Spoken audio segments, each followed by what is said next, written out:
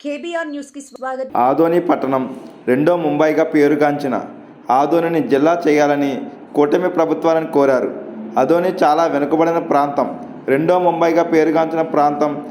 ఆదోని జిల్లా చేయాలని 25 రోజులుగా దీక్షలో కూర్చున్న మన ఆదోని ప్రజలకు, నాయకులకు అందరూ కలిసికట్టుగా పోరాడి ఆదోనిని జిల్లాగా చేయాలని కూటమి ప్రభుత్వాన్ని డిమాండ్ చేశారు. మనం జిల్లా చేయలేక ప్రతి ఒక్కరు ఊరూరు ఆదోని చుట్టుపక్కల విలేజ్ వాళ్ళు, మండలాలు అందరూ ఆదోనికి వచ్చి జిల్లా ఏర్పాటు చేయాలని కుటుంబ ప్రభుత్వం వాళ్ళకి ప్రతి ఒక్కరు రోజు స్కూల్ పిల్లలు అయితే, కాలేజీ వాళ్ళు అయితే ధర్నాలో ప్రతి ఒక్కరు పాల్గొంటున్నారు. సంఘీభావాలని చెప్పడానికి ప్రతి ఒక్క అధికారులు, ఎమ్మెల్యేలు, ప్రతి ఒక్కరు ఎమ్మెల్యేలు అందరూ వస్తున్నారు.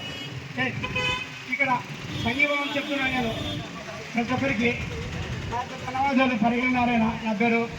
సో కూటమి ప్రభుత్వాలు ఈ ఆదోని జిల్లా చేస్తే చాలామందికి ఉపయోగం ఉంటుందని కలిసి ప్రతి ఒక్కరు పేరు పేరున అధికారులు, ప్రతి ఒక్కరు రైతులు, చాలామంది స్కూల్ పిల్లలైతేమి, ఉద్యోగులు అయితేమి, ఏదైనా కూడా ప్రతి ఒక్కరు సాధించుకుంటాం.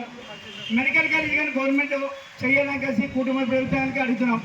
మెడికల్ కాలేజ్ కానీ ఇక్కడ జిల్లా కానీ ఏర్పాటు చేయాలని కలిసి ప్రతి ఒక్కరికి కూటమి ప్రభుత్వం వాళ్ళకి ముఖ్యంగా ఏమంటే ఇక్కడ పార్థసారి గారు మంత్రి గారు కానీ కలిసినారో లేదో కానీ మంత్రి గారు కలిసారి.